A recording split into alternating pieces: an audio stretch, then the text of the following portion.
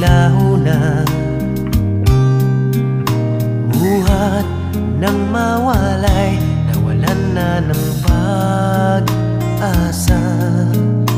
Lungkot at pagkalumbay ang lagi kong kasama.